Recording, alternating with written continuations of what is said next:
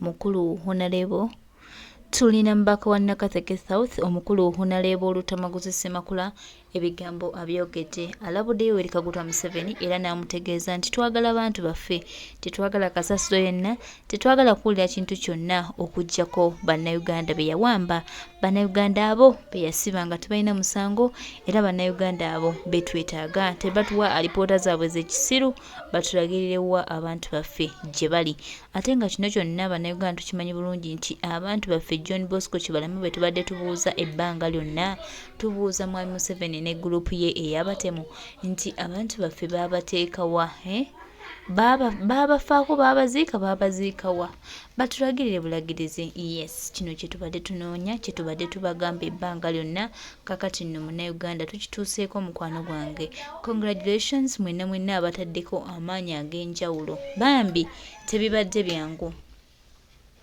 obugumiikiriza tutuuka ku buwanguzi era bagamba sosolya bw'atafa amala n'atuuka ku lyengedde Museveni ebbanga lyamaze ngatta abantu leero bannayuganda tutuuse ku lyengedde nga tutaddewo embeera yonna okumulabisa olw'abaganda baffe be yatandooza naye atuma abatugumbuzi baabo n'abagamba munoonyeze kwono munoonyeze kwoli ddala gyali oba yafa byaliko pressure Museveni gyaliko muganda wange ngenda kukujjukiza nti nnene nnyo nga bw'okiwulira so baganda baffe mikwano gyaffe twebaze Mathias Mpuuga Nsamba ekintu akikoledde ddala Museveni ali mu kutya baganda bange temulowooza nti Museveni mu kwekangabiriza ali bulungi Museveni ali mu kutya okw'enjawulo kubanga alaba bannayuganda balemedde ku nsonga ate nga yatta abantu baffe ono muganda waffe John Bosco Kibalama nabbanja oyo gwolaba mama Kipaapaali yatugamba muganda waffe John Bosco Kibalama amulina najja bulungi mu palamenti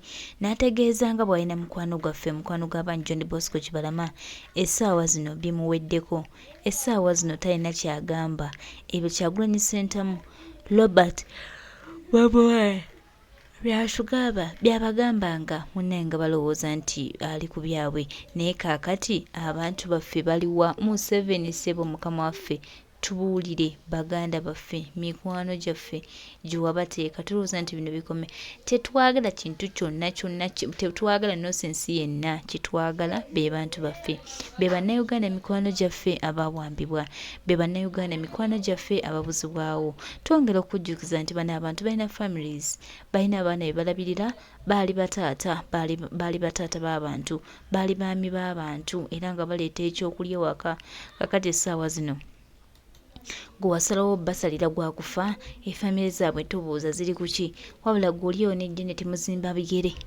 tujja tuwa abantu baffe oba mu mbeera ki oba oyagala oba toyagala bannayuganda mwenna nze mbeebaza amaanyi gano ge mutaddewo bannange gatambule bannange twongeremu amaanyi tubanje abantu baffe tubanje bannayuganda mikwano gyaffe tubabanje tutabe nga tufuna abantu baffe tunaba basanyufu era tunaba beesimu nnyo nga buli omu agasa eddoboozi lye kulya munne olabanga kaweefube ono gwe tuliko okubanja baganda baffe nga yetumiseeko bonnambiro ne bw'oba ng'olina ebintogi bimyufu gano amalala genda bano bali omusala ne bajja ne babatendereza kubanga naye munyampi munnammwe ne bajja ne batendereza bajja kubakolako Gavumenti ku Lwokusatu lwa Ssabbiiti eno kyaddaaki yaleese alipoota mu Paalamenti ng'egezaako okunyonnyola n'okuddamu ebibuuzo ku bantu abagambibwa okubulawo oba nga tebamanyiddwako mayitire gonna oludda oluvuganya gavumenti y'emu ku nsonga ze baateekawo nga bazizza entula za Paalamenti nga baagala gavumenti esooka ereeta alipoota ku nsonga ezo bano bagamba nti waliwo abantu baabwe abatulugunyizibwa ate nga bamu baabuzibwawo oba okuwambibwa ebitongole ebikuumaddembe ng'ensonga zonna zeekuusa ku byabufuzi General David Muhoozi nga ye minisita omubeezi w'ensonga z'omunda mu ggwanga yasomye ekiwandiiko eri Paalamenti mu lutuulo olwetabiddwamu ababaka ku ludda oluvuganya gavumenti ng'eraga nti abantu abagambibwa okubuzibwawo oba okuwambibwa tebaalopebwa ku poliisi era n'agamba nti ebisinga babitwala nga bya bulimba na bya bufuzi mu kiwandiiko ekyateereddwako omukono minisita w'ensonga z'omunda General Severino Kahindo Otafiire gavumenti yalaze nti omuntu yenna okakasibwa nti yabuzibwawo walina okubaawo alipoota ne fayiro ku poliisi wabula ng'agamba kino tekyakolebwa. Information of 9 people out of the 18 wasn't available. The data profile lack thereof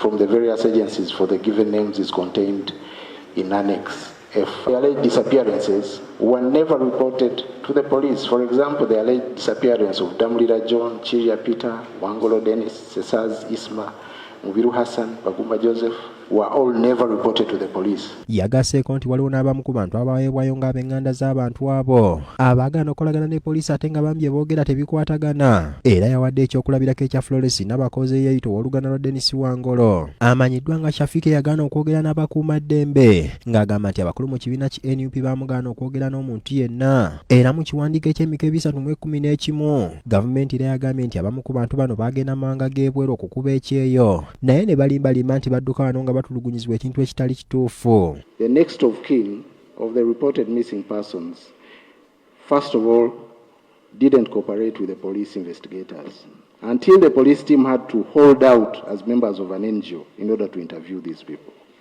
For example, Nabakoza Florence, the next of kin of Wangolo Dennis, alias Shafik, declined to meet the investigators, stating that she had not got instructions from NUP to meet any person.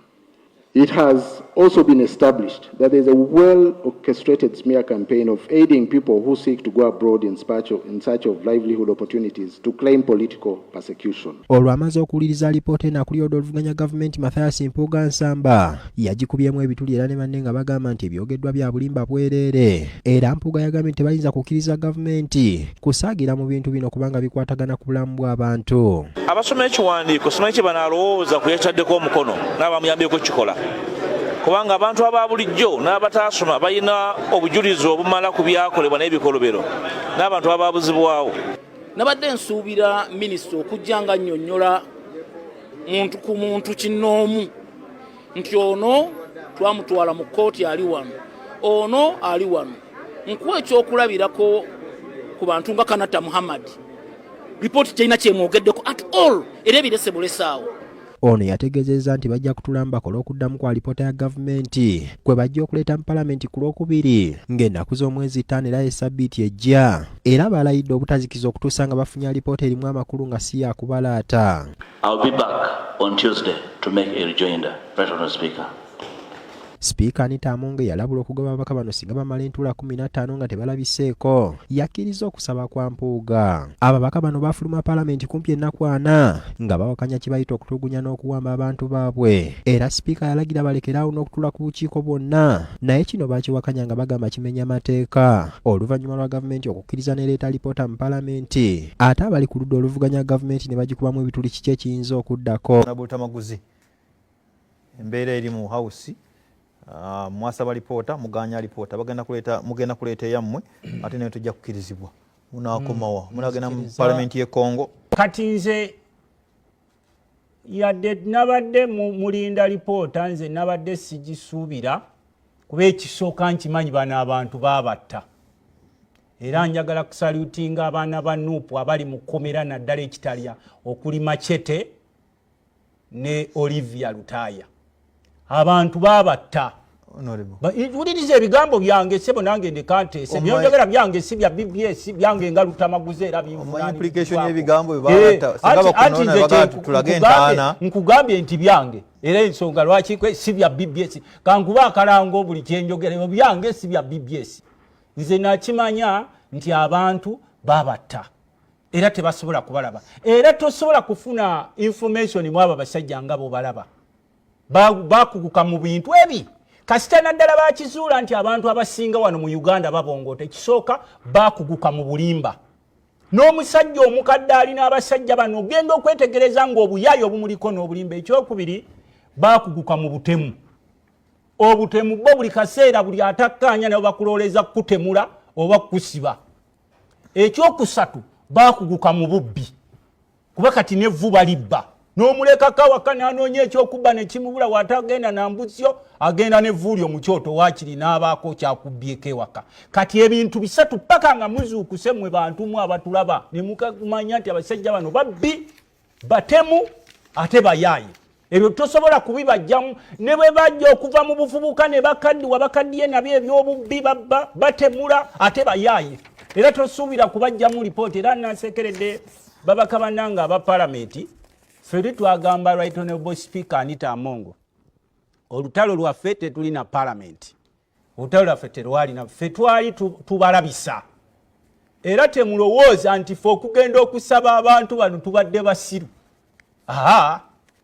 kubanga basobola n'okukugamba nti ADF ye yabatta munaaka yaabwe ekyasinza okunewunyisa ono omukulu jeno ye yabadde asoma ekiwandiiko I am not surprised at all nze okujjako bano bemusurprise nze bano ababongoota naye nze alaba ebikolwa byammwe n'olukaalikali lwe muteeka ku bannansi n'okwefuula nti mwe muli bakitalo nnyo n'okukuumira bannansi okubatisa mbu that group of Kyagulanyi alucrash it naye ng'obuuza omuntu nti omuntu okurashinga waaki kuba mwateekawo okulonda mwe bwennyini lwaki nze bwe mba saagala kulonda nga nzikiririza mu Kyagulanyi sentamu ate gufuuka musango kuntemula oba kumpamba kati nagenza okulaba ekyasinza okunewunyisa era mwe basajja mwe muneetegereze muswaziza nnyo abantu abaasoma ku mulembe guno. I think majority of people who were educated during the era y'abasajja bano abasinga bonna tebategeerekeka teweegomba kubanga tosobola kuŋŋamba bakubanja eri nagenza okulaba omusajja oyo yasoma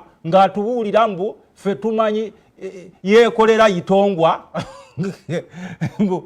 tumanyi ayitawa ne tumubuuza walabyeko akubuuzaako ku yitongwa yeekolera yitongwa oba ayitawa foloja tetumanyi ayitawa gyali oba yitongwa gyali yeekolera kakati ffe tubadde twakimanya minisita ekitiibwa tagawa omusajja oyo omanye erinnya lye anti kati naawe leka kufuuka nga mulaalo nti tomanyi lulimi omusajja tekuba kuvuma honorable minister ripota gye waleese sikkiriziganya nayo honorable minister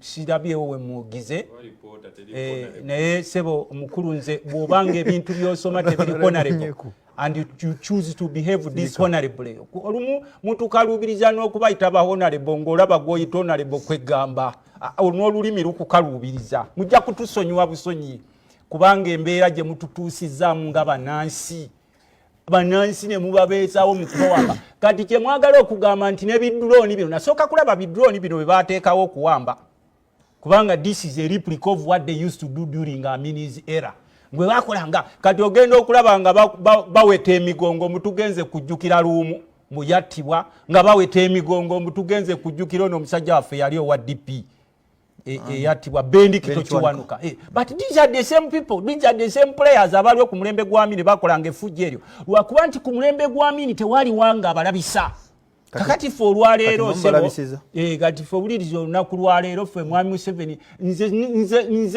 nze nayawukanye n'ababaka bammwe bano abalala mu palamenti nze nabadde sirinda lipoota twagala bantu baffe si biboozi bino bye mugattirira mu maka gammwe ne famire zammwe nti tutwaleyo nze sisaba lipoota tusaba bantu baffe kubanga sebo wuliriza nze njawukana ku bannange nze bali abalinda lipoota kubanga nkimanyi I knew that these people would just sit down ne bawandiika ebyabwe byebaagala kati bawandiisa ebyo ebyawugenda kubakola nze sibanja lipoota tubanja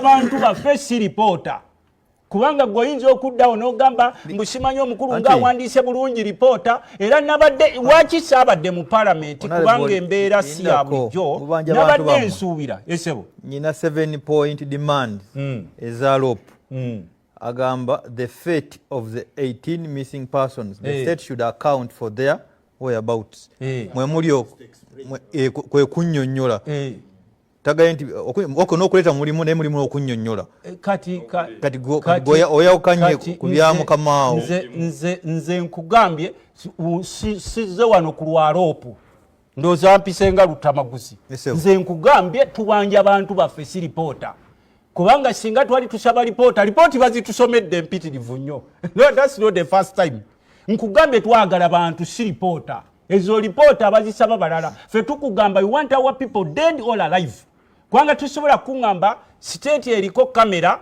okujjako nga bino byetulaba mwateeka ku makubo ebiringa kamera sebikola siteeti eriko buli kitongole ekinoonyereza tulina aba viso giso wiso miso n'otugamba nti no tomanyi bantu baffe gye baalaga kubanga mwe mubadde mukitwala ng'ekyomuzannyo naye tubanja bantu baffe sebo gwe ova eno mu busiro tewalaba ku buwanga nze nva mu nsi ey'obuwanga the land of scars e Nakaseke Museveni gyali buli wentambula bwenti ffe tuba tulima ewaffe mu byalo lumu n'otema ku mukono gw'omuntu eyafa oba akawanga ne bakugamba mbu ekyaleeta omusajja oyo bwe bayita mwami Museveni ne banne mbu baaliwo yagiyitanga extrajudicial killing. Ate ekisinga okunsanyusa ku mukulu ono afuga eggwanga yeeyita Mr. Clean. Neffe tubadde twagala okubagamba nti these are the same players you used to do the same things during Amini's era. Kakati bakomyo basurfaces. Nolwekyo ne wakubadde ffe speaker twabadde tumugira ali kwanze wakinze tewanda mu parliament kye twasoosoka nasoose ne ngamba nga ndi musanyufu nga ndowooza nti olw'okuba abakulu bano bapretendinga kye basooka okukola ku pretendinga nti eri tumanyi gye baabulira simanyi ne bateekateeka ebiboozi nabadde ensuubira nga parliament ezzeeyo bagenda kuteekawo ebisowaani bibiri mu house. Ekisowaani ekiraga abaana abali mu military court martial nga mubajjeeyo wali mubata n'ekisowaani ekirala nga kiraga emirambo oba mwagisuula mu ggoonya ne zirya n'eggoonya ne bwe ziryako ennyama zirina okutuleetera obuwanga bambi be mulaba ffe tuseka nammwe nga twogera mulowooza nti this is a mere joke nti is a norm. Abantu abamu bajja kujja nga no batuttira abantu baffe bababuzeewo nga bwe mbadde nga babuzaawo abantu kutaka. Abantu abasinga kati the other day I was invited in Kiryandongo bataddewo brigades ezigoba abantu kutaka ekiryandongo byalo ku byalo amaaso kugwanga ye mubaka otawaguse makola nakaseke south nkwebaza olukuteesa okulungi oyagala abantu babaleete obato bataleeta gutali wakuddayo mu parliament nga siweza dakiika nze sisaba lipooti oyagala bantu nze njagala bantu balamu oba mirambo oba babaka abalala basaba lipooti twagala bantu baffe bwe baba baafa mutuwe emirambo tuyinza okusirika ne tuddayo webale nnyo honorable Dr. njagala ssebo mukama wange nga maliriza okusaba abakulu be tulaba mwezinze ku muzikiti gw'abasiraamu. Abasiraamu bajogeddwa nnyo ku mulembe gwa Museveni naye tusaba Manerenda va ku muzikiti gw'abanno Manerenda sirabangayo kumanya ensi efudde Manerenda gwe bateekerayo omuzikiti ng'omusingo. Bw'oba owulira nze siri musiraamu ndi mukatuliki naye bwe tulaba abasiraamu bannaffe nga mubateereddewo amagye we basaalira mu abasiraamu n'abajoga kukomawa owabeera wabbye amangu ago basooka kuyoola musiraamu owabeerawo obutabanguko basooka kuyoola basiraamu. Kati luli nalaba abasiraamu avuuka bwe mwayola ne mubajjuza amakomera bane battibwa mbu bwe batta Kagezi. Kati nagenza okulaba omukulu avaayo afuga eggwanga lino mbwe yase Kagezi twamulabye.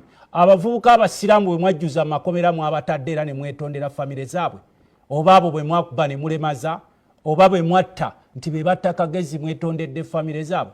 N'ekyo nze ndi musajja mukatuliki naye kinnuma nnyo okulaba nga obuyisiraamu bujolongerwa nnyo naddala ku mulembe guno oba abasiraamu balina kye babakola basajja mmwe n'olaba amagye gali ku ssinzizo wali eri gabataddemu ennanka n'obuze bano abasajja oba baliwaani respect. N'olwekyo siri musiraamu ndi mukatuliki naye Manerenda va ku muzikiti gw'abanno ogw'Old Kampala eyakuwola bw'oba owulira ng'agize naye alina properties mu kifo ky'okuteekangawo akabiga nakaseke south.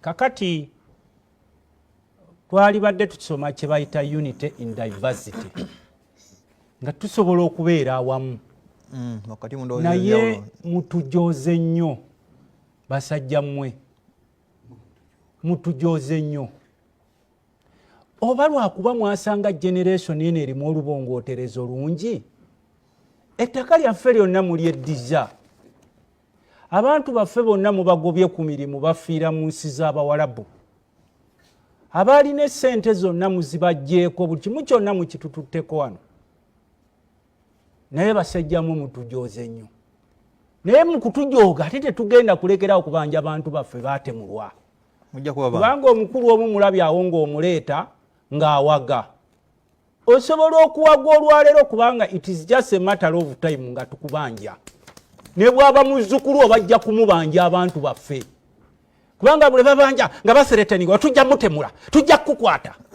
ebyo ebiboozi ebyo ebitagwa kutemula kuwamba kolako bantu fujo. Kakati ffe tubadde civil enough tetubadde nga bali abagenda mu sikeeruweero ne baleka entumulitu z'obuwanga ne tukulabisa nti sebo mukulu Museveni twetaaga abantu baffe biri ebya parliament emboozi zammwe ze muleeta, in fact ezo siziyita lipoota, nziyita emboozi za parliament.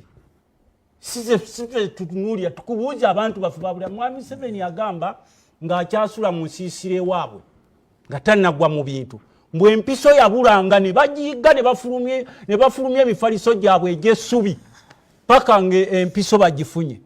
Bwe muba mwafunanga empiso, ono omuntu atenkana na kasimu abula atya mu nsi ye. Bino ebibozi musobola obbireeta kubanga abali mu bifo bino baŋŋanda zammwe, they are part of your programs, but we want our people. Era sebo mukama wange njagala kugamba mukulu Museveni, that state inspired violence gye muteekawo nga mwewaga, simanyi nga muliko n'abawaga mbo oyo wa kitalo nnyo bw'agamba mbu nja kubatamya. Waliwo abasajja b'obote n'amiini abeesukkulumya, naye ate oba bo bali tubaddiramu, naye basajja mmwe mutujooze nnyo mu nsi yaffe, mutujooze nnyo kubanga buli kyotunulako ssebo baagala kuzikiza.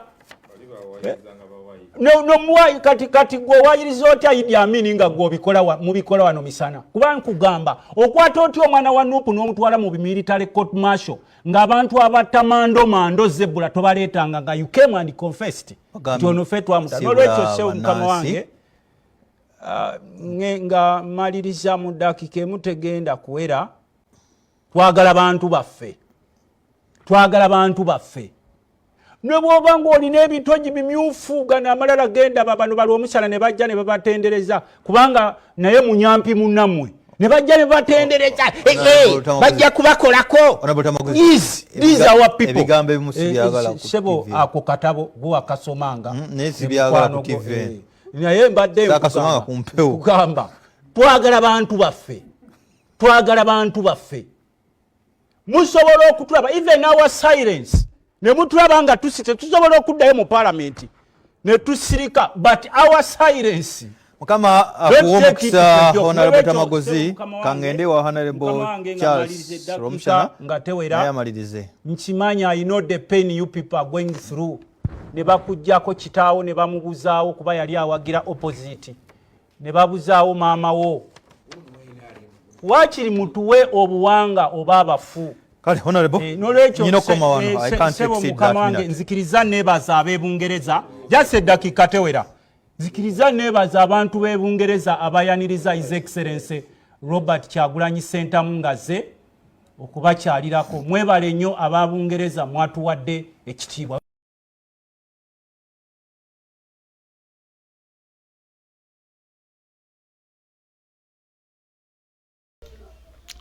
Yaseretebwa habulwa n'akabinjako twongera obajjukiza nti twetaaga bannayuganda abaawambibwa, abaabuzibwawo gavumenti yo, abaabuzibwabo ababbibwo, abamanyira okutambulira ku musayi gwa bannayuganda nga batulugunya nga balowooza nti Uganda eno yaabwe oba Uganda eno bagenda gikungula. Tukutegeeza nti ojja kutuwa baganda baffe, mikwano gyaffe bonna b'omanyi nti wababuzaawo ojja batuwa oba balamu oba bafu.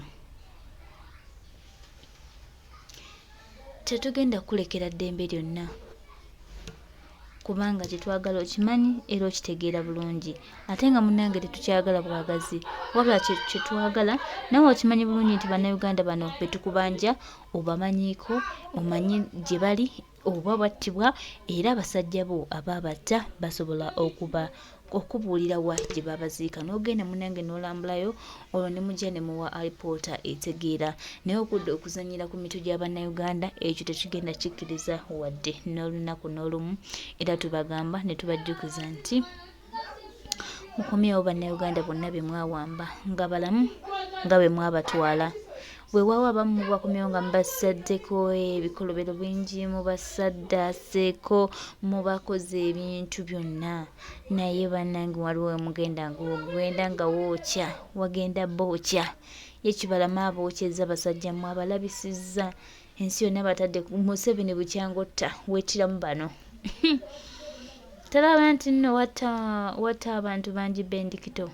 Wata bendikito n'olukati ate okugenda n'omusinza nga ate okimanyirwa mutta nga ne gye yaziikibwa gwamanyiyo yonna history tumumanyi, yonna history tumusomye tumutegeera ate ebintu ennaku zino abaana tubiraba nnyo kubanga waliwo ate intaneti yatujjidde etereka bannange etereka bannange ensi egenda okula era Museveni woba osuubira nti no bannayuganda bagenda kubeera mu kutyako nti bannayuganda bagenda kutambuliranga mu nkwawa zo tukutegeeza nti obazikafu oli mu kwerimba. Bannayuganda kati bategeera, bannayuganda ebintu babimanyi era bannayuganda babuuka maaso gali open. Tetwetaaga tusiriwalirako mutuwe abantu baffe nga bwe mwabawamba. Mutuwe bannayuganda mikwano gyaffe, bano baami baffe, bano baganda baffe, bano bakoddomi baffe, bano twalina ebigendererwa nga bingi nnyo. Ne basajja mmwe lwaki muli babyo tujjako abantu baffe mu ngeri eri bwekyo. Ne anyway Mukama ono ng'atukulembedde, one time tujja funa obwenkanya.